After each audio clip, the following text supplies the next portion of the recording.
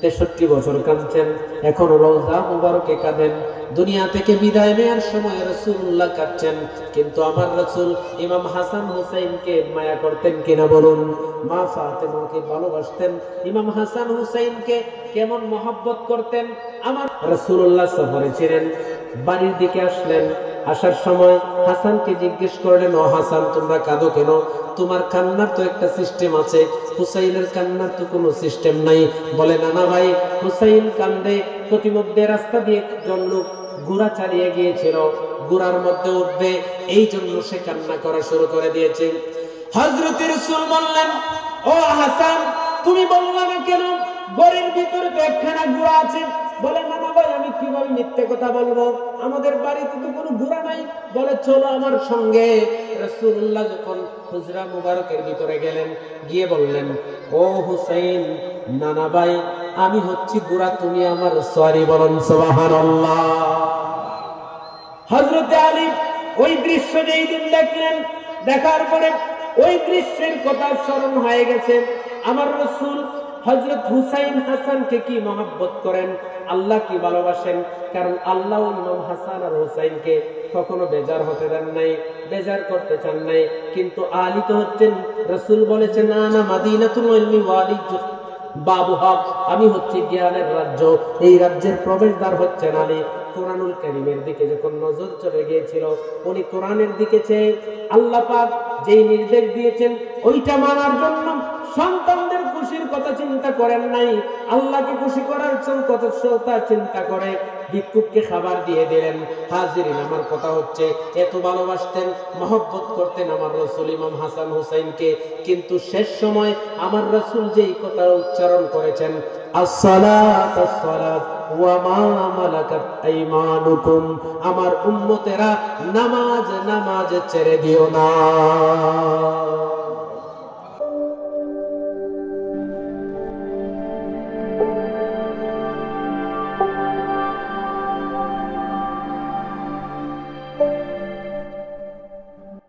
আসসালামু আলাইকুম ওয়া রাহমাতুল্লাহ। ইন্নাল হামদালিল্লাহ নাহমাদুহু ওয়া নাস্তাঈনুহু ওয়া নাস্তাগফিরুহ ওয়া নাউযু বিল্লাহি মিন শুরুরি আনফুসিনা ومن سيئات أعمالنا من يهد الله فلا مضل له ومن يضلله فلا هادي له ونشهد أن لا إله إلا الله وأن سيدنا محمدًا عبده ورسوله أرسله بالحق بشيرا ونذيرا وداعيا إلى الله بإذنه وسراجا منيرا. قال الله تعالى في كلامه المجيد وفيه فرقانه الحميد: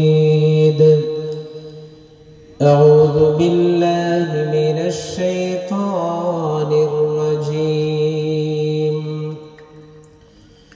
بسم الله الرحمن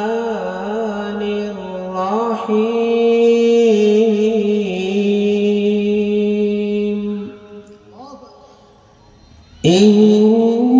إنني أنا الله لا إله إلا أنا فاعبدني وأقم الصلاة لذكري. قال النبي صلى الله عليه وسلم: الصلاة مفتاح الجنة. إن الله وملائكته يصلون على النبي يا أيها الذين آمنوا صلوا عليه وسلموا تسلیما اللہم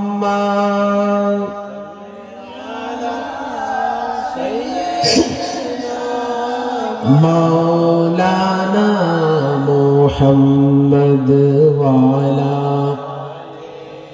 سیدنا مولانا گناہ چھاڑو توبہ کرو অমন চিন্তা করো মরণের এক সেকেন্ডের নেই ভরসা তোমার আমার জীবনের আল্লাহুম্মা সাল্লি আলা সাইয়্যিদিনা মাওলানা মুহাম্মদ ওয়া আলা আলি সাইয়্যিদিনা مولانا مدینہ مدینہ مومنوں کی گنگنا ہے دیدار مدینہ عاشقوں کی تمنا ہے اللہم صلی علی سیدنا مولانا محمد وعلی آل سیدنا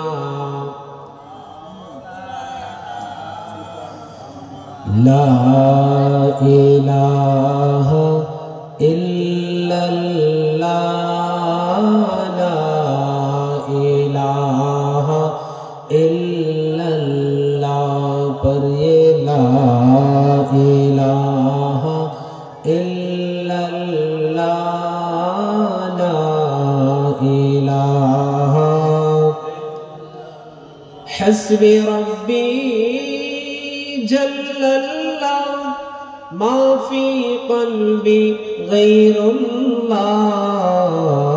نور محمد صلی اللہ نور محمد للہ لا الہ الا اللہ لا الہ الا اللہ لا الہ الا اللہ لا الہ এই সুন্দর পৃথিবীর স্রষ্টাকে বিনা খুঁটিতে আসমান টানাইলেন কে ঠিক কিনা বাবারা আজকের এই খাদিলকের বাজার মাঠ প্রাঙ্গণে এই প্যান্ডেলটা যদি 100/200 হাত হয় কিন্তু অসংখ্য পিলারের প্রয়োজন হয়েছে কিন্তু আমার আল্লাহ এমন এক মাওলা এত বিশাল আসমান টানাইলেন একটা খুঁটির প্রয়োজন পড়ে না কবি বলেন এই সুন্দর পৃথিবীর স্রষ্টাকে বিনা খুঁটিতে আসমান টানাইলেন কে তিনি মোদের এক আল্লাহ লা ইলাহা ইল্লাল্লাহ লা ইলাহা ইল্লাল্লাহ লা ইলাহা ইল্লাল্লাহ লা ইলাহা লা ইলাহা ইল্লাল্লাহ মুহাম্মাদুর রাসূলুল্লাহ সাল্লাল্লাহু আলাইহি ওয়াসাল্লাম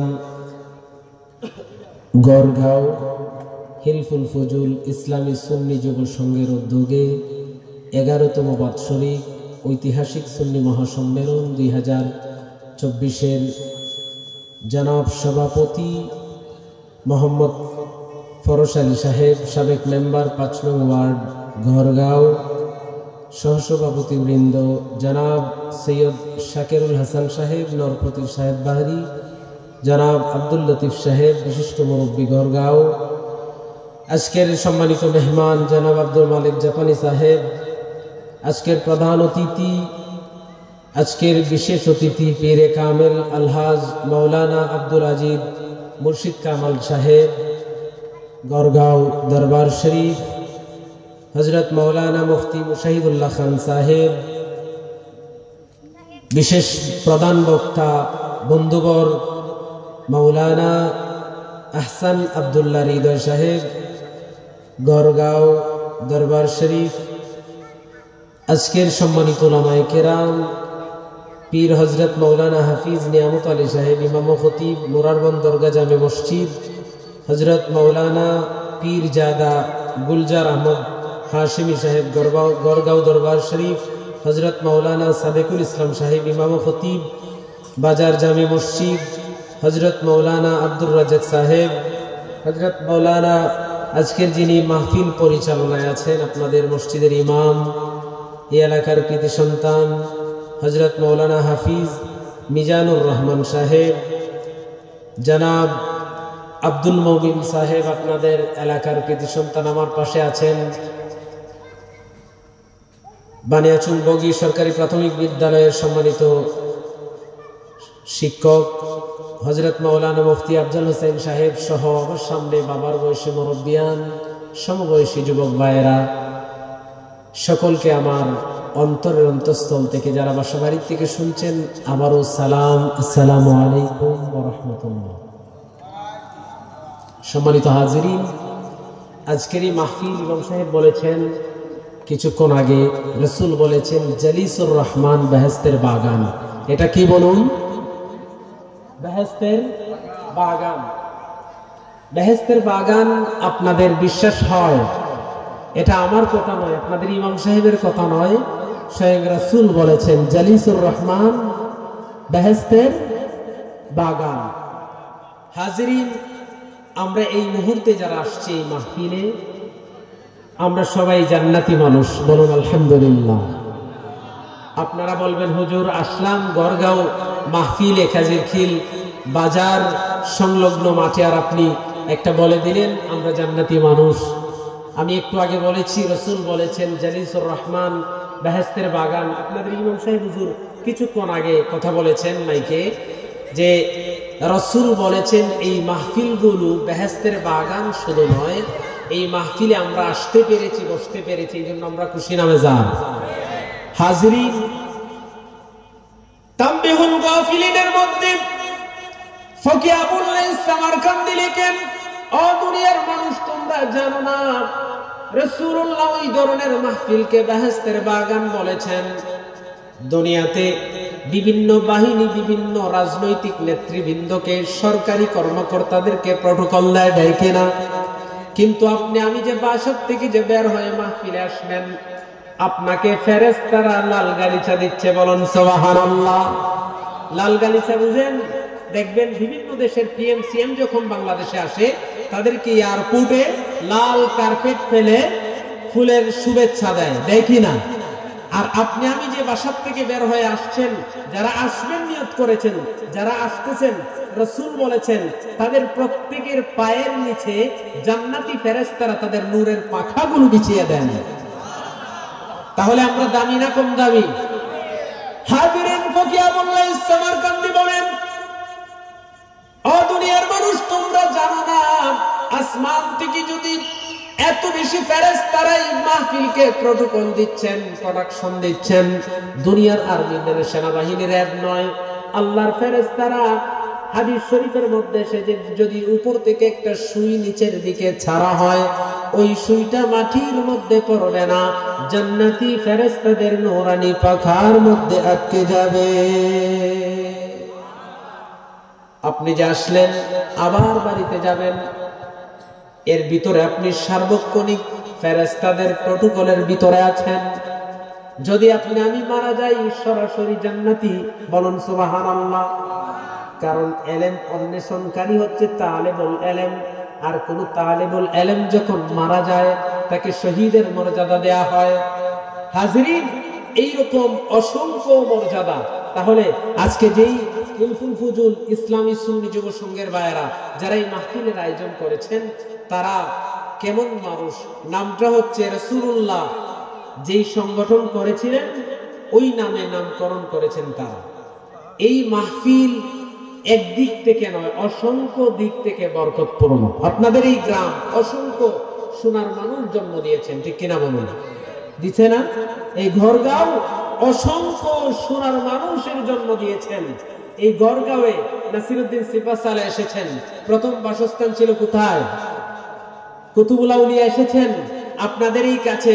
আপনারা অত্যন্ত সৌভাগ্যবান মানুষ, সারা বাংলাদেশ থেকে মানুষ এসে জিয়ারত করতে আপনাদের এলাকায়, ঠিক কিনা বলুন? কোন কোন জায়গার দাম বেড়ে যায় কোন কোন মানুষের কারণে, ঠিক কিনা বলুন?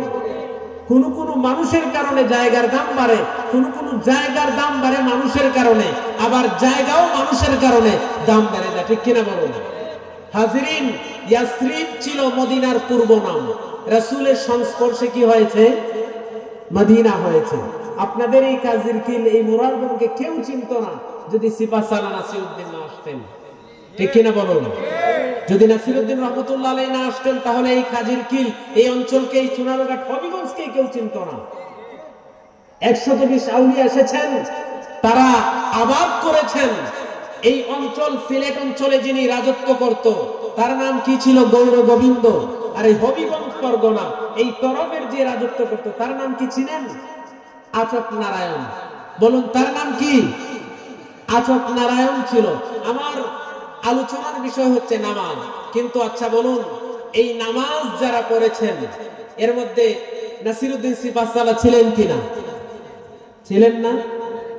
হাজরিন, শাহজালাল রহমতুল্লাহি আলাইহি ঘোষণা দিলেন, যার ফজরের নামাজ কোনদিন কাজা হয় নাই, তাহাজ্জুদ যার ছুটে নাই, আসরের 4 রাকাত সুন্নাত যার ছুটে নাই, কে আছো দাঁড়াও আজান দিবা। 360 জনের কারো হিম্মত নাই দাঁড়ানোর, কেউ হাত তুলে না, কারণ সন্দিহান সবাই। আমি তো বুকে হাত দিয়ে বলতে পারবো না কোনদিন আমার তাহাজ্জুদ ছুটে নাই। একজন ব্যক্তি যিনি ছিলেন এই 360 আউলিয়া, তারা কিন্তু এক জায়গা থেকে আসেন নাই। শাহজালাল রহমতুল্লাহি আলাইহি যখন ইয়ামান থেকে রওনা দিলেন, কেউ সিরিয়া থেকে যোগ দিলেন, কেউ মদিনা থেকে যোগ দিলেন, কেউ ইয়ামেন থেকে যোগ দিলেন। হাজরিন, আরবের বিভিন্ন অঞ্চল থেকে আসার পথে আপনারা কোথায় যান? যাব ওই জায়গায় বিভিন্ন জনের বিভিন্ন দায়িত্ব ছিল, ঠিক কিনা বলুন? শাহজালালের সফর সঙ্গী যারা ছিলেন, এক জায়গা থেকে 360 জন বের হন নাই, 360 জন আসতে আসতে হয়েছে, এই দেশে আসতে আসতে হয়েছে। কোথায় যাবেন? বলে জায়গার নাম বলতে পারবো না।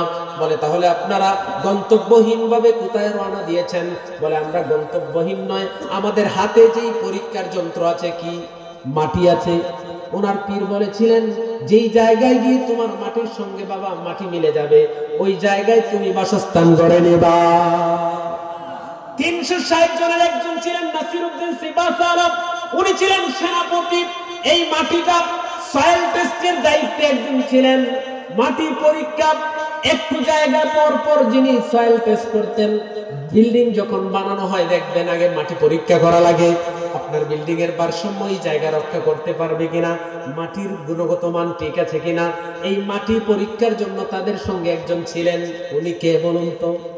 চাশনি পীর রহমতুল্লাহ। বলুন কে? চাশনি পীর রহমতুল্লাহ। আমার ওইদিকে আলোচনা নয়, আমি শুধুমাত্র আপনাদেরকে একটা ধারণা দেওয়ার জন্য বলছি। চাশনি পীর রহমতুল্লাহি আলাইহি ছিলেন সয়েল টেস্টের দায়িত্বে।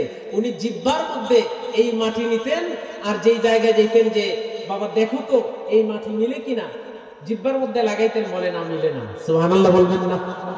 ওনার দায়িত্ব কি ছিল? মাটি পরীক্ষা। কি ছিল? আমি বলছিলাম নাসিরউদ্দিন সিপাহসালাহ কেউ দাঁড়ায় নাই, একজন যার হিম্মত আছে। কোনদিন আমার জানা মতো আমার তাহাজ্জুদ ছুটে নাই, ফজরের 2 রাকাত সুন্নাত ছুটে নাই, আসরের 4 রাকাত আগের সুন্নাত ছুটে নাই। নাসিরউদ্দিন সিপাহসালাহ যখন দাঁড়াইলেন, আজান দাও, গর্গবিন্দের প্রাসাদ ভেঙে চুরমার হয়ে যায়। নামাজ আছে না নাই? নামাজ পড়ে না পড়ে? নামাজ আল্লাহর বলি হইতে গেলে নামাজ দরকার আছে না নাই? ও আমার ভাইয়েরা বাবারা, আল্লাহ পাক কোরআনুল কারীমের মধ্যে নামাজের কথা বলেছেন ৮২ জায়গায়, আর কোন ইবাদতের কথা আল্লাহ পাক এতবার বলেন নাই। আল্লাহ পাক বলেছেন, হাজিরিনে কিরাম, আমি মানুষ এবং দানব, জিন এবং মানুষকে সৃষ্টি করেছি শুধুমাত্র আমার ইবাদতের জন্য। বলুন, কার ইবাদতের জন্য? আল্লাহর ইবাদতের জন্য। ইবাদতের মধ্যে সর্বোত্তম এবং উৎকৃষ্ট ইবাদত হচ্ছে নামাজ, রাসূল ইবাদত। আল্লাহ পাক বলেন, ইন্নানী আনাল্লাহ লা ইলাহা ইল্লা আনা ফা'বুদনি ওয়া আকিমিস সালাতা লিযিকরি। আল্লাহ বলেন, বান্দা, ইন্নানী আনাল্লাহ, নিশ্চয়ই আমি আল্লাহ, লা ইলাহা ইল্লা আনা, আমি ছাড়া কোনো ইলাহ নেই, রব নেই, ফা'বুদনি, অতএব তোমরা আমার দাসত্ব করো, ওয়া আকিমিস সালাতা লিযিকরি, আর আমার শরণার্থে তোমরা নামাজ কায়েম করো। বলুন সুবহানাল্লাহ। হাজিরিন, বলছিলাম এই নামাজের জন্য রাসূলুল্লাহ কষ্ট করেছেন কিনা? এই নামাজ প্রতিষ্ঠার জন্য 23 বছর রক্ত ঝরিয়েছেন, ঘাম ঝরিয়েছেন। শুধু তাই নয়, তায়েফে রক্ত দিয়েছেন, উহুদে জান শহীদ করেছেন। রাসূলুল্লাহ যখন অসুস্থ অবস্থায় বিছানায় শুয়ে আছেন, কোথায় শুয়ে আছেন? বিছানায় শুয়ে আছেন। জিবরাইল আমিন আসলেন, আসসালাতু ওয়াসসালামু আলাইকা ইয়া রাসূলুল্লাহ, আসসালাতু ওয়াসসালামু আলাইকা ইয়া হাবিবাল্লাহ, ইন্নাল্লাহা ইয়াকরাউকাস সালাম। রাসূলুল্লাহকে এসে বললেন, ইয়া রাসূলুল্লাহ, আপনাকে সালাম। ইন্নাল্লাহ, নিশ্চয় আল্লাহ তাআলা, ইয়াকরাউকাস সালাম, আপনাকে সালাম দিয়েছেন। কে সালাম দিয়েছেন? আল্লাহ সালাম দিয়েছেন। জিবরাইল ভাই, হাজিরিন, মা ফাতিমা দেখলেন বাবা একজন এসেছেন, বলে আসতে দাও। উনি যখন ঢুকলেন, বলে, ইয়া রাসূলুল্লাহ, আজকে আমি একা আসি নাই, আমার সঙ্গে একজন ফেরেশতা এসেছেন, যিনি কারো কাছে যাই নিতে অনুমতির প্রয়োজন হয় না, যিনি কোনোদিন কারো কাছে চাইতে অনুমতি চান নাই, অনুমতির প্রয়োজন পড়ে নাই, অনুমতির প্রয়োজন পড়বেও না, কিন্তু আপনার ঘরে ঢুকতে অনুমতি ভিক্ষা চান। রাসূলুল্লাহ জিজ্ঞাসা করলেন, ভাই জিবরাইল উনি কে? বলে, উনি হচ্ছেন মালাকুল মাউত। ইয়া রাসূলুল্লাহ, মালাকুল মাউত দুনিয়ার সৃষ্টিলগ্ন থেকে আজ পর্যন্ত কারো করে যাইতে ওনার অনুমতির প্রয়োজন হয় না, উনি অনুমতি নেন না, অনুমতি নিবেন না, কিন্তু আপনার ঘরে ঢুকতে অনুমতি চান। রাসূলুল্লাহ বললেন, যদি আমি অনুমতি না দেই, বলে, আমাকে বলা হয়েছে আমি যেন আবার ফিরে যাই। জিবরাইল আমিন বললেন, ইয়া রাসূলুল্লাহ, অথচ আমার মাওলা আপনার দিদারের ইন্তজার। হাজিরিন, রাসূলুল্লাহ অসুস্থ অবস্থায় বিছানায় শুয়ে আছেন, মাথা উঠাতে পারেন না। আম্মা জান আয়েশা সিদ্দিকাকে বললেন, আয়েশা, আমার মাথাটা একটু উঠাও। আম্মা জান আয়েশা বললেন, আমি মাথা উঠালাম, দুইজনের কাঁধে ভর করে। রাসূলুল্লাহ জানালা দিয়ে তাকাইলেন, দেখতেছেন একটা দৃশ্য। সাহাবায়ে কেরাম অনেকক্ষণ অপেক্ষা করে। আম্মা জান আয়েশা বললেন, ইয়া রাসূলুল্লাহ, আমার বাবার ইমামতিতে সাহাবীরা নামাজ আদায় করতেছেন। আমার রাসূল এই দৃশ্য দেখে চোখ দিয়ে রাসূলের মুক্তার ঝরনার মতো, মুক্তার দানার মতো পানি ঝরতেছে, দাড়ি বেয়ে বেয়ে পানি পড়তেছে। আম্মা জান আয়েশা সিদ্দিকা বললেন, ইয়া রাসূলুল্লাহ, আমার বাবা ইমামতি করার কারণে কি আপনি বেজার হয়েছেন? আম্মা জান আয়েশাকে বললেন, ও আয়েশা, এই পানি দুঃখের পানি নয়, কোন কোন চোখের পানি আসে, আনন্দে চোখের পানি এসে যায়। আমি যে কান্না করেছি, আমার চোখ দিয়ে যে পানি পড়েছে, এই দৃশ্যটা কিয়ামত পর্যন্ত, সামনের দৃশ্যটা আমার চোখের সামনে ভেসে উঠেছে। আমি দেখতে পেয়েছি কিয়ামত পর্যন্ত আমার উম্মতেরা এইভাবে নামাজ আদায় করবে। আয়েশা, এই নামাজ প্রতিষ্ঠার জন্য উহুদে দান্নাম শহীদ করেছি, তায়েফে রক্ত ঝরিয়েছি, এই নামাজ কায়েমের জন্য কত কষ্ট করেছি রে আয়েশা। আজকে এই দৃশ্য দেখে আমি আনন্দে আমার চোখ দিয়ে পানি বের হয়েছে। বলুন সুবহানাল্লাহ। হাজিরিন, রাসূলুল্লাহ নামাজের জন্য কত কিছু করেছেন। আজরাইল আসছেন, সালাম দিলেন, আল্লাহ আপনাকে সালাম দিলেন। হাজিরিন, মা ফাতিমা বুঝে গেলেন সময় বেশি নাই, কান্না শুরু করে দিলেন। আম্মা জান আয়েশা সিদ্দিকা রাদিয়াল্লাহু তাআলা আনহা বলেন, আমি দেখলাম হঠাৎ করে আমার রাসূল মা ফাতিমাকে ডাক দিলেন, ফাতিমা এদিকে আসো। রাসূলুল্লাহ কানে কানে ফাতিমার যেন কি বললেন। ফাতিমার কান্না বন্ধ হয়ে গেছে। কান্না যখন বন্ধ হয়ে যায়, আম্মা জান আয়েশা বলেন, আমি জিজ্ঞাসা করলাম পরবর্তীতে, ও ফাতিমা, তোমার হঠাৎ করে কান্না বন্ধ হয়ে যাওয়ার কারণটা কি? তোমার বাবা জান তোমার কানে কানে কি বলছেন? বলছেন বাবার দুনিয়া থেকে পর্দা করার পরে পরিবারের মধ্য থেকে আমার সঙ্গে সর্বপ্রথম সাক্ষাৎ হবে, আমি যেন চিন্তিত না হই। এটা কি গায়েবের খবর কিনা বলুন? এটা গায়েবের খবর কিনা? গায়েবী খবর দেনেওয়ালা এলেন গো মক্কায়, গায়েবী খবর দেনেওয়ালা, ও যার নাম শুনিলে চমকে উঠি দিল বেকরার হয়ে যায়, গায়েবী খবর দেনেওয়ালা এলেন গো মক্কায়, গায়েবী খবর দেনেওয়ালা। কালো সাপে দংশন করলো আবু বকর সিদ্দিকের পায়, বিষের জ্বালায় সারা অঙ্গ হলো জারে যার, অঙ্গ হলো জারে যার। অজার একটুখানি তু দেয়, অজার একটুখানি তু দেয়, আবু বকর সিদ্দিকের বিষ কমে যায়, গায়েবী খবর দেনেওয়ালা গো মক্কায়, গায়েবী খবর দেনেওয়ালা। হাজরিন, মা ফাতিমা বলেন আমার কান্না বন্ধ হয়ে গেছে। আম্মা জান আয়েশা বলেন, আমি জিজ্ঞাসা করলাম, ও মেয়ে, কেন তোমার কান্না হঠাৎ করে বন্ধ হয়ে গেল? পরবর্তীতে দেখা গেল পরিবারের মধ্যে রাসূলের ইন্তেকালের ওফাতের পরে 6 মাস পরে মা ফাতিমা দুনিয়া থেকে পর্দা করলেন। আমার প্রশ্ন হচ্ছে, আমার রাসূলুল্লাহর কাছে ফেরেশতা আসলেন, জিবরাইল আসলেন, আজরাইল আসলেন। হাজরিন, কিন্তু আজরাইল কারো কাছে যাইতে অনুমতি নেন না। নিবেনি আপনাদের কাছ থেকে, আমাদের কাছ থেকে নিবে? আচ্ছা বলুন তো, আমরা যারা মাহফিলে আসছি, আমি কি বুকে হাত দিয়ে বলতে পারবো আমি আজকে আমার বাসায় হবিগঞ্জে যেতে পারবো ওয়াজ করে? আপনারা কেউ বলতে পারবেন? গত বছরের এই দিনে কত মানুষ আপনাদের গ্রামের এই দুনিয়াতে ছিলেন? 23 সালে, আজকে 24 সাল শেষ হয়ে যায় প্রায়। বলুন তো, অসংখ্য মানুষ দুনিয়া ছেড়ে বিদায় নিয়েছেন না? আজকে আমি আপনি আছি, আগামী বছরের এই দিনে আবার 1 বছর পরে মাহফিল, বাৎসরিক মাহফিল হবে। আমরা 1 বছর পর পর্যন্ত হায়াতে বেঁচে থাকবো, আমরা কি কেউ হাত তুলে বলতে পারবো? কেউ কি বলতে পারবেন? আমি বলতে পারবো না, কেউ বলতে পারবো না। কেন? যদিও আসার একটা ধারাবাহিকতা আছে, একটা সিরিয়াল মেইনটেইন করে আসতে হয়। দাদা এসেছেন, দাদার ঘরে বাবা, বাবার ঘরে বড় ভাই হয়েছে, মেজু ভাই, এরপরে আমি, এরপরে আমার ছোট ভাই। কিন্তু যাওয়ার সময় দাদা আছে, নাতি চলে যায়, বাবা আছে, সন্তান চলে যায়। হয় না এরকম? অসংখ্য মানুষ, বয়স্ক মানুষ বেঁচে আছেন, কিন্তু নাতি নাই, ছেলে নাই।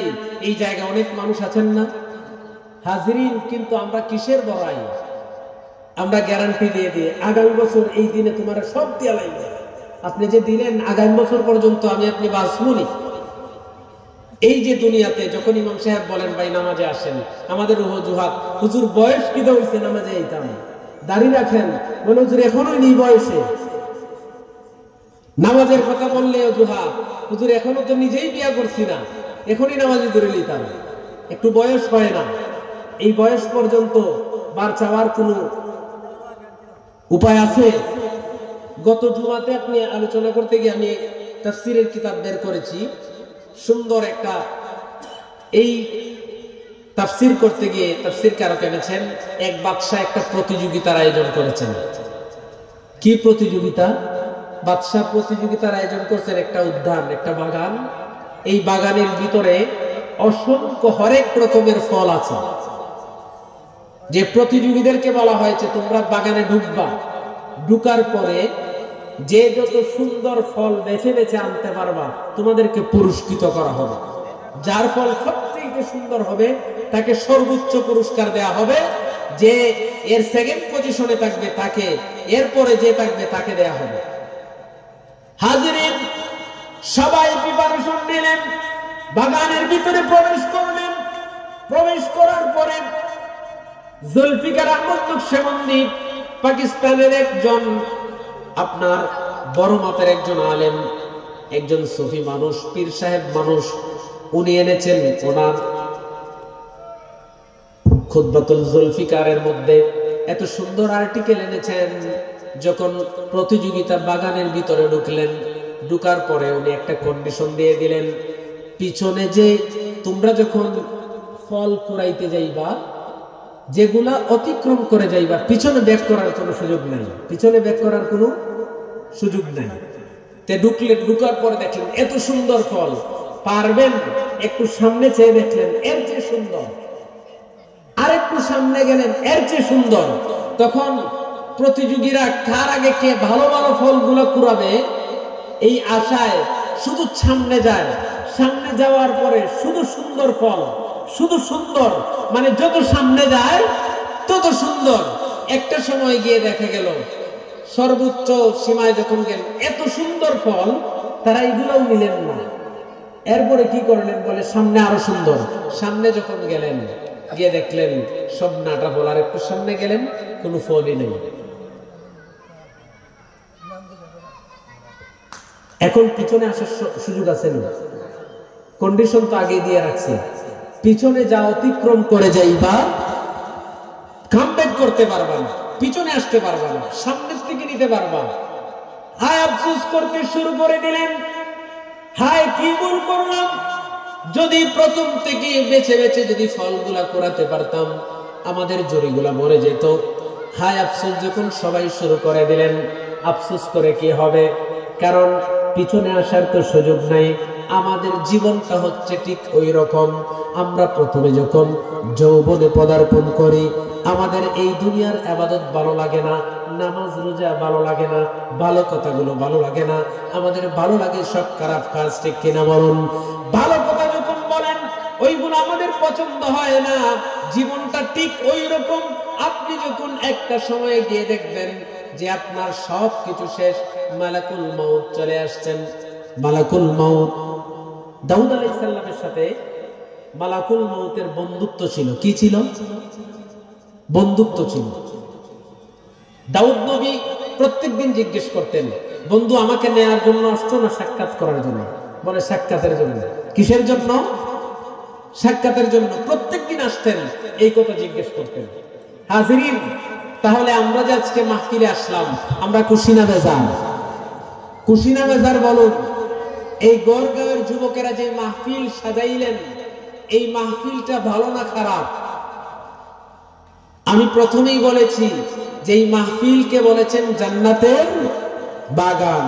রাসূলুল্লাহ বলেছেন তোমরা যখন জান্নাতের বাগানে বিচরণ করো তখন তোমরা জান্নাতি ফল খাও। সাহাবায়ে কেরাম বললেন, ইয়া রাসূলুল্লাহ, জান্নাতি ফল আবার কি, আর জান্নাতের বাগানটা কি? জান্নাতের বাগান বলে দিলেন এই সমস্ত মাহফিলগুলো হচ্ছে জান্নাতের বাগান। আর ফল কি? আল্লাহ তাআলা বলেন, লাইন শাকারতুম লাযীদান্নাকুম ওয়া লাইন কাফারতুম ইন্না আযাবী লাশাদীদ। আমার আল্লাহ বলেন, ও দুনিয়ার মানুষ, লাইন শাকারতুম লাযীদান্নাকুম, আমার নিয়ামত পেয়ে ওই নিয়ামত ভক্ষণ করে তোমরা যখন শুকরিয়া আদায় করবা, আমি তোমাদের নিয়ামতের পরিধি আরো বাড়িয়ে দেব। ওই যে সুবহানাল্লাহ পড়লেন, হাদিস শরীফের মধ্যে এসেছে, তাফসীরে তাবির মধ্যে এসেছে যে একবার সুবহানাল্লাহ যদি কোনো বান্দা পাঠ করে, জান্নাতে তার জন্য একখানা সুবহানাল্লাহর গাছ রোপণ করে দেওয়া হয়। কিসের গাছ? সুবহানাল্লাহর গাছ। বলুন কিসের গাছ? এই সুবহানাল্লাহর গাছ যখন রোপণ করা হয়, ওই সুবহানাল্লাহ গাছের মধ্যে এক দুইটা পাতা নয়, এই গাছের ছায়াটা হচ্ছে মাইলকে মাইল। মাইল কতটুকু হিসেব করা নাই, যে ইসলামের সূর্য সন্তান আমির হামজা আলী কাররামাল্লাহু ওয়াজহা ঘোড়া চালিয়ে যদি যান, তাহলে এই গাছের ছায়া শেষ হয় না। তাইলে এই গাছের মধ্যে পাতা কতগুলো থাকবে? মিলিয়ন বিলিয়ন ট্রিলিয়ন আপনি হিসেব করতে পারবেন না, কম্পিউটারে জায়গা লাগে না। হাজিরেন, প্রত্যেকটা পাতায় পাতায় একজন করে ফেরেশতা আল্লাহ পাক নিযুক্ত করেন। ওই ফেরেশতারা সুবহানাল্লাহ পাঠ করতে থাকে। যেই ব্যক্তি একবার সুবহানাল্লাহ পাঠ করে একটা গাছ রোপণ করলেন, ওই প্রত্যেক পাতার ফেরেশতারা যখন সুবহানাল্লাহ পড়তে থাকেন, প্রত্যেকের সওয়াব যেই ব্যক্তি গাছ লাগালেন তার আমলনামার মধ্যে আল্লাহ সওয়াব দিতে রাখেন। ফেরেশতা সাহাবীরা জিজ্ঞেস করেন, ইয়া রাসূলুল্লাহ, তাহলে এক মাহফিলে বসে মানুষ অসংখ্যবার সুবহানাল্লাহ পড়বে, সব মিলিয়ে কি গাছ একটা হবে, না প্রত্যেকবার এক একটা জন্ম নেবে? রাসূল বললেন, একবার পড়লে একটা হবে, একজন পড়লে একটা হবে, একজন 5 বার যখন সুবহানাল্লাহ পড়বে তার নামে 5টা গাছ রোপণ করা হবে। এখন আপনি বলবেন, হুজুর এত জায়গা কি আল্লাহ পাবেন? নাউজুবিল্লাহ বলবেন না? জান্নাতীদের মধ্যে সবচেয়ে ছোট যে জান্নাত, সবচেয়ে ছোট যে জান্নাতটা দান করা হবে আল্লাহর যে বান্দাকে, তার জান্নাতের আয়তন হবে দুনিয়ার 10টার সমান। কয়টার সমান? পৃথিবীতে 250-এর উপরে রাষ্ট্র আছে, ঠিক কিনা বলুন? পৃথিবীতে 4 ভাগ করে 3 ভাগ পানি। বলুন কয় ভাগ পানি? 3 ভাগ পানি আর 1 ভাগ স্থল। 3 ভাগ জল আর 1 ভাগ স্থল। আচ্ছা বলুন তো, বাংলাদেশের 64টা জেলা ঘুরছে, এই জায়গায় আমার মনে হয় একজনও নেই, ঠিক কিনা বলুন? বাংলাদেশের সমান আমাদের পার্শ্ববর্তী যে রাষ্ট্র ইন্ডিয়া, আমাদের দেশের 33টা সমান, ঠিক কিনা বলুন?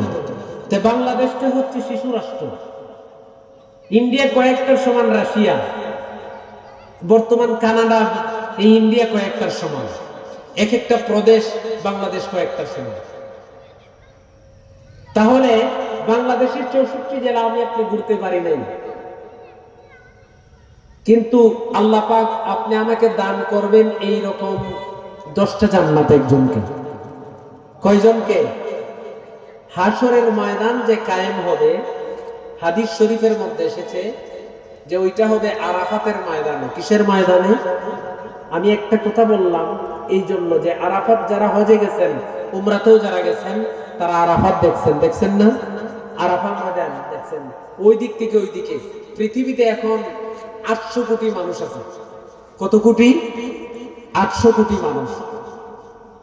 800 কোটি মানুষ যদি থাকে, আপনি একটা জিনিস চিন্তা করুন যে এই সব মানুষগুলো তো হাসরে দাঁড়াবে, দাঁড়াবে কিনা? তে পৃথিবীর শুরু থেকে এই হাজার হাজার বছর আগ থেকে যে শুরু হয়েছে, বর্তমান জনসংখ্যা 800 কোটি। এর আগে কত হাজার কোটি গেছে? আরেকটা পরিসংখ্যান বলি, হাসরের ময়দানে 120টা কাতার হবে। কয়টা কাতার? 120 কাতার। এর মধ্যে উম্মতে মুহাম্মদী হবে 80 কাতার। সুবহানাল্লাহ বলবেন না? আরে আমরা গোষ্ঠী বড়, আমরা কি তা গাও যার গোষ্ঠী বড় এর হেডম বেশি না, পাওয়ার বেশি থাকে কিনা? আরে আমার গোষ্ঠী বড়। হাসরের ময়দানে 1 লক্ষ মতন্তরে 2,24,000 পয়গম্বর সবাই মিললে 40 কাতার, আর আমাদের একলাই 80 কাতার। সুবহানাল্লাহ বলতেন না? আসতে হন কি তা 80 কাতার। এত বড় গোষ্ঠী নিয়ে রাসূলুল্লাহ প্রাউড ফিল করবেন যে আমার উম্মত সবচেয়ে বেশি। এখন চিন্তা করুন, এক এক নবীর কি 1 কাতার হয়? 1000 মিললে 1 কাতার হয় না।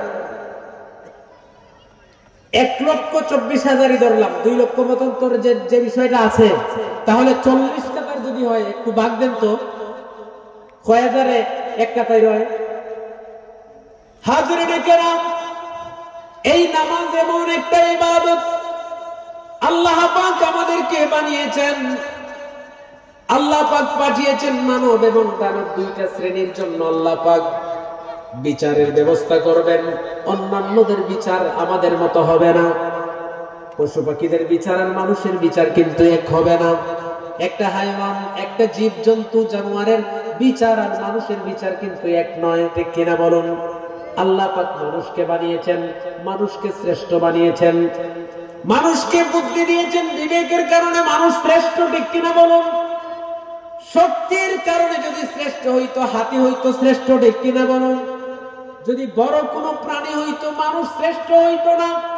মানুষ শ্রেষ্ঠ হওয়ার মধ্যে এক নম্বর যে উপকরণ মানুষের মধ্যে আছে এটা হচ্ছে আমাদের বিবেক, ঠিক কিনা বলুন?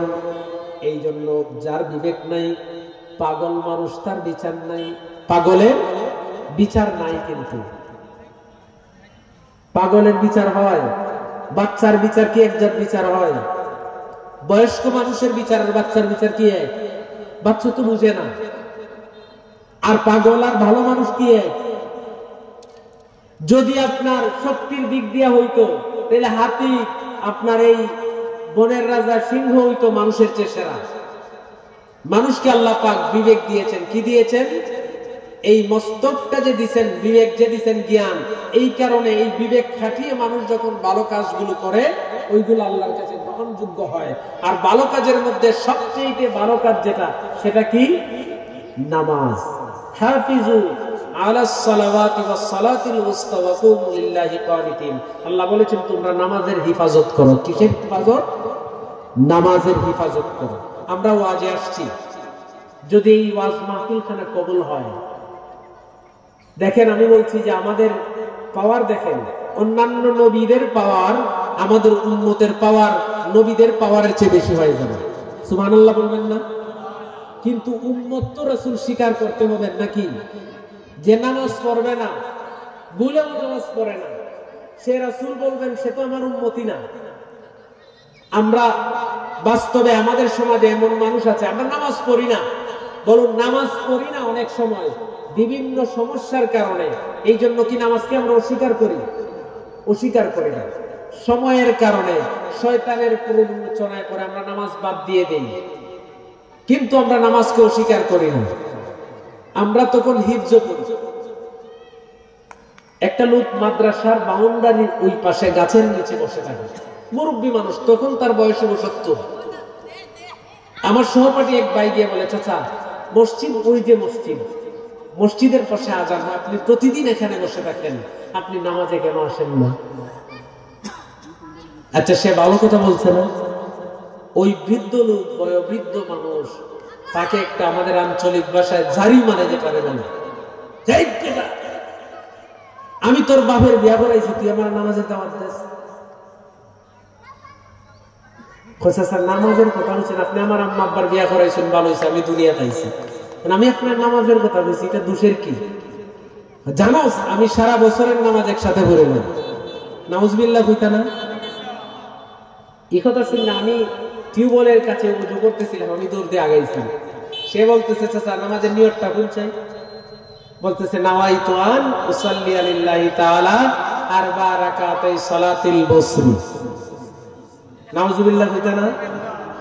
আপনি নামাজ কোন সময় পড়েন? আমি ঈদের নামাজ পড়িয়া ঈদগাহ পড়ে এক বছরের নামাজ, এরপরে আর একই দগিয়া পড়ি। এই নামাজ নিয়ে মস্কারা, বাটপারি, এটা বাটপারি না? কার সাথে বাটপারি? আল্লাহর সাথে বাটপারি। আমি বলছি নামাজ পড়ি না, এটা হচ্ছে অন্য বিষয়, কিন্তু এই রকম নামাজ নিয়ে বাটপারি, চিটিং কথা বললে ঈমান থাকবে না। নামাজ পড়ি না এটা এক বিষয়, কিন্তু নামাজ নিয়ে এনকার করা যাবে না, নামাজ নিয়ে কোনো প্রকার বাজে মন্তব্য করা যাবে না। কারণ নামাজ পড়ি না যদি আল্লাহ মাফ করেন, আল্লাহর কাছে তওবা করেন। যে আর আমি বলছিলাম, মনে আছে আপনাদের, রাসূলুল্লাহর কাছে কয়জন ফেরেশতা আসলেন? 2 জন। রাসূলুল্লাহ উম্মতকে মহব্বত করেন কিনা, মায়া করতেন কিনা? রাসূল দুনিয়াতে এসে উম্মতের জন্য সিজদায় ইয়া রাব্বি হাবলি উম্মতি বলে কাঁদছেন, 63 বছর কাঁদছেন, এখনো রওজা মুবারকে কাঁদেন। দুনিয়া থেকে বিদায় নেওয়ার সময় রাসূলুল্লাহ কাঁদছেন, কিন্তু আমার রাসূল ইমাম হাসান হুসাইনকে মায়া করতেন কিনা বলুন? মা ফাতেমাকে ভালোবাসতেন, ইমাম হাসান হুসাইনকে কেমন মহব্বত করতেন। আমার রাসূল জীবনের সবচেয়ে শেষ কথা যেটা বলেছিলেন, ও আমার উম্মতেরা, আমার উম্মতদেরকে একটা কথা বলে গিয়েছেন, ও আমার উম্মতেরা তোমরা নামাজ ছেড়ে দিও না। আমি আপনাদেরকে গুরুত্ব বোঝানোর জন্য বলছি। এরা রাসূলুল্লাহ ইমাম হাসান হুসাইনকে ডাকেন নাই, মা ফাতেমাকে ডাকেন নাই, অথচ ইমাম হাসান হুসাইনকে রাসূল কেমন ভালোবাসতেন, ভালোবাসার পরিধিটা কেমন ছিল, কেমন মহব্বত করতেন। হাজিরিন, একদিন রাসূল রসুলের দরবারে ইমাম হাসান হুসাইন দৌড়ে আসলেন। এর আগে আর একটু পিছনে যাই, মা ফাতিমার ঘরে 4 দিন যাবত চুলায় আগুন জ্বলে না। আগুন যখন জ্বলে না, হাজিরিন, ইমাম হাসান হুসাইন কান্না শুরু করে দিলেন। তাদের ঘরে খাবার নাই। খাবার যখন নাই, হাজিরিন, ইমাম হাসান হুসাইন রাদিয়াল্লাহু তাআলা আনহুমা কান্না শুরু করে দিলেন। মা ফাতিমা সব সম্বল, শেষ সম্বল দিয়ে বললেন, স্বামী যান বাজারে গিয়ে কিছু আনেন, আমাদের শিশু বাচ্চাগুলো মুখে হয়তো বা কিছু দেয়া যাক। আলী কাররামাল্লাহু ওয়াজহা বাজারের মধ্যে গেলেন। যাওয়ার পরে কিছু খাবার নিয়ে আসলেন। আসার পরে যখন খাবারটা দিবেন, ঘরের দরজায় একজন ভিক্ষুক আসলেন। কি আসলেন? ভিক্ষুক এসে বলছে, আলী, 5 দিন যাবত কোনো কিছু খাই না রে আলী, যদি কোনো খাবার তাকে দাও। 5 দিনের উপবাস। ওইদিকে ইমাম হাসান হুসাইন কয় দিনের উপবাস? 4 দিনের। আর ভিক্ষুক কয় দিনের? তাদের চেয়ে 1 দিনের বেশি কিনা বলুন? হযরত আলী কাররামাল্লাহু ওয়াজহা শেরে খোদা একবার মা ফাতিমার দিকে তাকান, একবার 2 সন্তানের দিকে তাকান, আর একবার ভিক্ষুকের দিকে তাকান। আমার রাসূল বলেছেন, আনা মাদিনাতুল ইলমি ওয়া আলিয়্যুন বাবুহা, আমি হচ্ছি জ্ঞানের রাজ্য, ওই রাজ্যের প্রবেশদ্বার হচ্ছে আমার আলী। আলী সঙ্গে সঙ্গে কোরআনুল কারীমের দিকে নজর চলে গেছে। উনি দেখলেন কোরআনে আল্লাহ বলছেন, ইন্নামা আমওয়ালুকুম ওয়া আওলাদুকুম ফিতনা, নিশ্চয়ই সন্তান এবং সম্পদ ফিতনার কারণ। আলী কাররামাল্লাহু ওয়াজহা আল্লাহর কোরআনের আয়াতের দিকে যদি আমি সন্তানের খুশির জন্য, সন্তানের খিদা নিবারণের জন্য যদি আমি ভিক্ষুককে তাড়িয়ে দেই, যদি আমার আল্লাহ বেজার হয়ে যান, আলী কাররামাল্লাহু ওয়াজহা হাদিস শরীফের মধ্যে এসেছে, খাবারটা তুলে ভিক্ষুকের হাতে দিবেন। ইমাম হুসাইন রাদিয়াল্লাহু তাআলা আনহু পিছন দিক থেকে এইভাবে আলীকে ধরলেন, বাবা না দিবেন না, আমি ক্ষুধার্ত। আলী কাররামাল্লাহু ওয়াজহা একটা হেঁচকা দিলেন। খাবারটা যখন হযরতে আলী ভিক্ষুকের হাতে দিবেন, হেঁচকা লেগে উনি পড়ে গেলেন। উনি একটু ব্যথা পাইলেন, ভিক্ষুকের হাতে খাবার চলে গেল। ইমাম হুসাইন দাঁড়াইলেন, দাঁড়িয়ে বললেন, বাবা আপনি কি আমাকে চিনেন? সুবহানাল্লাহ বলবেন না? আমার প্রশ্ন হচ্ছে, আলীর সন্তান কে বলুন? ইমাম হাসান হোসেন। বাবা যদি সন্তানকে না চিনে তাহলে চিনবে কে? সন্তান বলছে, বাবা আপনি কি আমাকে চেনেন? আলী কাররামাল্লাহু ওয়াজহার মধ্যে একটা কম্পন সৃষ্টি হয়ে গেছে। হযরতে আলী একটা কথা স্মরণ হয়ে গেছে। একদিন হাসান আর হুসাইন রাস্তার ধারে বসে কাঁদছেন। রাসূলুল্লাহ সফরে ছিলেন, বাড়ির দিকে আসলেন। আসার সময় হাসানকে জিজ্ঞেস করলেন, ও হাসান তোমরা কাঁদো কেন? তোমার কান্নার তো একটা সিস্টেম আছে, হুসাইনের কান্নার তো কোনো সিস্টেম নাই। বলে, না না ভাই, হুসাইন কান্দে, প্রতিমধ্যে রাস্তা দিয়ে একজন লোক ঘোড়া চালিয়ে গিয়েছিল, ঘোড়ার মধ্যে উঠবে, এই জন্য সে কান্না করা শুরু করে দিয়েছে। হযরত রাসূল বললেন, ও হাসান তুমি বললা না কেন ঘরের ভিতরে তো একখানা ঘোড়া আছে? বলে, না না ভাই, আমি কিভাবে মিথ্যে কথা বলবো, আমাদের বাড়িতে তো কোনো ঘোড়া নাই। বলে, চলো আমার সঙ্গে। রাসূলুল্লাহ যখন হুজরা মুবারকের ভিতরে গেলেন, গিয়ে বললেন, ও হুসাইন, না না ভাই, আমি হচ্ছি ঘোড়া, তুমি আমার সওয়ারি। বলেন সুবহানাল্লাহ। হযরতে আলী ওই দৃশ্য যেই দিন দেখলেন, দেখার পরে ওই দৃশ্যের কথা স্মরণ হয়ে গেছে। আমার রাসূল হযরত হুসাইন হাসানকে কি মহব্বত করেন, আল্লাহ কি ভালোবাসেন। কারণ আল্লাহ ইমাম হাসান আর হুসাইনকে কখনো বেজার হতে দেন নাই, বেজার করতে চান নাই। কিন্তু আলী তো হচ্ছেন, রাসূল বলেছেন, না না মাদিনাতুল ইলমি ওয়া আলিয়্যুন বাবুহা, আমি হচ্ছি জ্ঞানের রাজ্য, এই রাজ্যের প্রবেশদ্বার হচ্ছেন আলী। কোরআনুল কারীমের দিকে যখন নজর চলে গিয়েছিল, উনি কোরআনের দিকে চেয়ে আল্লাহ পাক যেই নির্দেশ দিয়েছেন ওইটা মানার জন্য সন্তানদের খুশির কথা চিন্তা করেন নাই, আল্লাহকে খুশি করার কথা চিন্তা করে ভিক্ষুককে খাবার দিয়ে দিলেন। হাজিরিন, আমার কথা হচ্ছে, এত ভালোবাসতেন, মহব্বত করতেন আমার রাসূল ইমাম হাসান হুসাইনকে। কিন্তু শেষ সময় আমার রাসূল যেই কথা উচ্চারণ করেছেন, আসসালাত আসসালাত ওয়া মা মালাকাত আইমানুকুম, আমার উম্মতেরা নামাজ নামাজ ছেড়ে দিও না। হাজিরিন, রাসূলুল্লাহ এই কথা কেন বললেন? কারণ শেষ সময়ে ইমাম হাসান হুসাইনকে ডাকেন নাই, মা ফাতিমা আলীকে ডাকেন নাই, বলছেন কি উম্মত নামাজ ছেড়ে দিও না। রাসূলুল্লাহ যখন শেষ নামাজের দৃশ্য দেখেছিলেন, চোখ দিয়ে রাসূলুল্লাহর দাড়ি মুবারক বেয়ে বেয়ে চোখের পানিগুলা পড়ছিলেন। আম্মা জান আয়েশা সিদ্দিকা বললেন, ইয়া রাসূলুল্লাহ, আপনার কান্না আসছে কেন? ওগো রাসূল, আমার বাবার ইমামতিতে তো সাহাবীরা নামাজ পড়ছেন, আপনার জন্য অনেকক্ষণ অপেক্ষা করলেন। আমার রাসূল বললেন, ও আয়েশা, এইটা দুঃখের কোনো কান্না নয়, আমার ভবিষ্যৎ দৃশ্য আমার চোখের সামনে ভেসে উঠেছে। আমার উম্মতেরা কিয়ামত পর্যন্ত এইভাবে নামাজ আদায় করবে। হাজিরিন, আপনাদের সাহেব যারা এসে গেছেন, উনি শব্দ আসছেন ৩-৪ দিন আগে। আপনারা জানেন মক্কাতুল মুকাররমা মদিনাতুল মুনাওয়ারা জিয়ারত করে।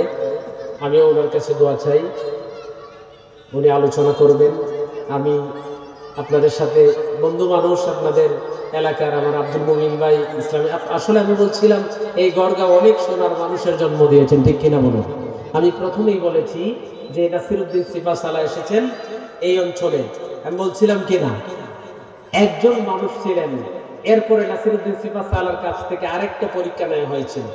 এই পরগনার বাদশা কে ছিলেন? নাম মনে থাকবে, আচক নারায়ণ। বাদশা আচক নারায়ণ, বলেন নাম কি?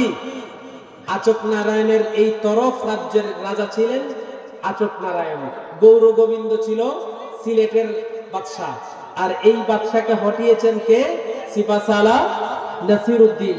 উনি প্রথম যেখানে অবস্থান নিয়েছিলেন ওই জায়গাটাকে সম্ভবত বলা হয়, ইতিহাস সাক্ষী তো উচাইল আছে না, উচাইল এরিয়াতে উনি যখন যেই জায়গায় আস্তানা নিয়েছিলেন, শাহজালাল আজানের জন্য পরীক্ষা নিয়েছিলেন, যার কোনোদিন তাহাজ্জুদ কাজা হয় নাই।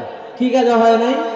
ফজর, যার কোনোদিন ফজরের 2 রাকাত সুন্নাত ছুটে নাই, আসরের 4 রাকাত সুন্নাত যার ছুটে নাই।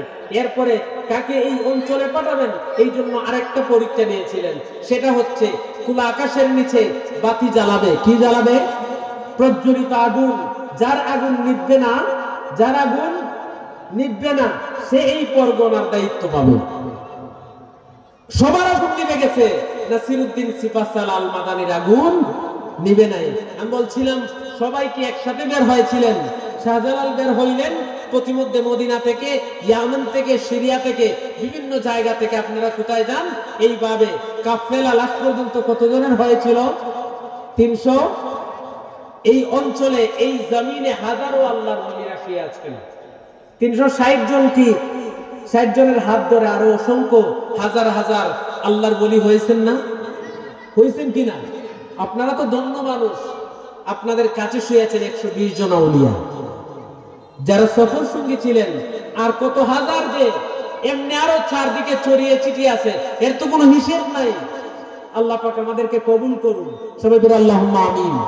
আমি দোয়া চাই আপনাদের কাছে, আমার জন্য দোয়া করবেন। আমি সংক্ষেপে আপনাদেরকে নিয়ে একটু মুনাজাত করি। আস্তাগফিরুল্লাহাল আযীম আল্লাযী লা ইলাহা ইল্লা হুয়াল হাইয়ুল কাইয়্যুম ওয়া আতুবু ইলাইহি ولا حول ولا قوة إلا بالله العلي العظيم استغفر الله إن الله غفور رحيم اللهم آمين اللهم أعنا على ذكرك وشكرك وحسن عبادتك ربنا وتقبل دعاء رب العالمين مولاي كريم বরকতের সময় হে আল্লাহ তাআলা ঘরগাঁও হিলফুল ফুজুল ইসলামী সুন্নি যুব সংঘের উদ্যোগে 11তম বার্ষিক ঐতিহাসিক সুন্নি মহাসম্মেলন 2024-এর আজকের অনুষ্ঠান বিকাল থেকে এই পর্যন্ত যা আলোচনা হয়েছে, কোরআনে কারীম তেলাওয়াত, হামদ নাত শরীফ দেওয়া হয়েছে, আলোচনা যতটুকু চলবে আউয়াল থেকে আখির পর্যন্ত সবগুলোকে তোমার দরবারে কবুল ফরমাও। तमाम अंबिया औलिया मौलाना मौलाना मुस्लिम मुस्लिमा गदर अरवा मुबारक पहुंचे दाओ अल्लाह खास करे मौलाई करीम ओ दयाल अल्लाह যাদের উপর পৌঁছাইলে তুমি খুশি হও। আমার ভাইরা যারা আয়োজন করেছেন, যারা সাহায্য সহযোগিতা করেছেন, প্রত্যেকের আলাউলাদ হকদার দাবিদার যারা দুনিয়া ছেড়েছেন, তামামের কবরে কবরে হাদিয়া পৌঁছে দাও। খাস করে মৌলাই করিম রব্বুল আলামিন আজকের পূর্ণ সওয়াব আর হাদিয়া বাংলার আধ্যাত্মিক সম্রাট শাহজালাল মুজাররদিয়া মনি শাহ ফরান রহমাতুল্লাহি আলাইহি, বুরহানুদ্দিন রহমাতুল্লাহি আলাইহি, শহীদ গুলজার আলম রহমাতুল্লাহি আলাইহি, চশনি পীর চিটাগের বারাউলিয়া, নাসিরউদ্দিন সিপাহসালার মাদানী, কুতুবুল আউলিয়া সহ আমাদের পাশে মোরার বন্দর জমিনে 120 জন সহ তামাম আউলিয়া কেরামের খেদমতে পৌঁছে দাও। গড়গাঁওয়ের জমিনে অনেক আল্লাহর ওলিরা শুয়ে আছেন, তামামের খেদমতে আজকের হাদিয়া পৌঁছে দাও আল্লাহ। রব্বে করিম ফতে গাজী, ফতে আলী, মুর্শিদাবাদী সহ হায় আল্লাহ তাআলা এই জমিন ওলিয়া উলিয়ার পদধূলিতে ধন্য জমিন, এই বাংলার জমিনে হাজার আল্লাহর ওলিরা ছড়িয়ে ছিটিয়ে আছেন, নাম জানা অজানা তামাম ওলিয়া উলিয়াদের খেদমতে আজকের হাদিয়া পৌঁছে দাও আল্লাহ। খাস করে মাওলাই করিম আজকে যারা মাহফিল সাজাইলেন, আমরা যারা আসলাম, আমাদের প্রত্যেকের আশা ভরসাকে কবুল ফরমাও আল্লাহ। আমরা জীবনের তামাম গুনাহগুলো maaf করে দাও। জীবনে জানা অজানা ছোট বড় গুনাহ কবিরা সগীরা শিরক বেদাত ইচ্ছায় অনিচ্ছায় প্রকাশ্যে গোপনে জাহিরি বাতিনি জানিয়া না জানিয়া বুঝিয়া না বুঝিয়া দেখিয়া না দেখিয়া জীবনে যে যত গুনাহ করেছি আল্লাহ, আজকের এই জান্নাতি মাহফিলে এসে তোমার মায়ার জামাতের সঙ্গে আমরা হাত তুললাম আল্লাহ।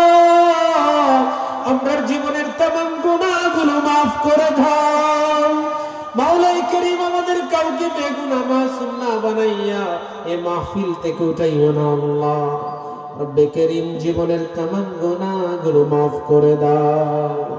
খালিক ও মালিক আল্লাহ তুমি, গফুরুর রহিম আল্লাহ তুমি, পড়ুন খালিক ও মালিক আল্লাহ তুমি, গফুরুর রহিম আল্লাহ তুমি।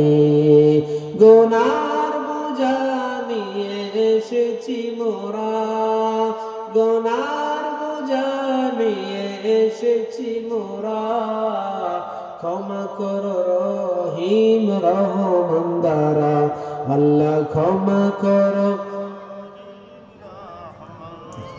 আল্লাহ। জীবনের গুনাহগুলো maaf করে দাও। আমাদের মা বাবা যাদের কবরে, মা বাবার কবরকে জান্নাতের টুকরা বানাও। যারা বেঁচে আছেন নেক হায়াত বাড়িয়ে দাও আল্লাহ। আমাদের সবাইকে মক্কা মদিনার মেহমান বানাইও। জীবনে একবার হলেও তওবা কাবা জিয়ারতে মদিনা আমাদের ভাগ্য নসিব করে দিও আল্লাহ। যারা গিয়েছেন বারবার যাওয়ার তৌফিক দিও আল্লাহ। আজকের মাহফিলকে কবুল ফরমাও। দুনিয়া মে সলামতি आखिरत में नाजात, यही है हमारा गुनाहगार को मुनाजात। इलाही बहक़ मुहम्मद रसूल दुआ करते हो, करो तुम कबूल। হে আল্লাহ, আমার যে ভাইরা মাহফিল সাজাইলেন, যারা সাহায্য সহযোগিতা করেছেন, প্রত্যেকের দুনিয়া আখিরাত উজালা করে দিও আল্লাহ। হাশরের ময়দানে যেই দিন আমাদের কোনো আমল কাজে আসবে না, আজকের মাহফিলকে আমাদের জন্য নাজাতের ওসিলা বানাইও। আমিন। লা ইলাহা ইল্লাল্লাহ মুহাম্মাদুর রাসূলুল্লাহ। আসসালামু আলাইকুম ওয়া রাহমাতুল্লাহ।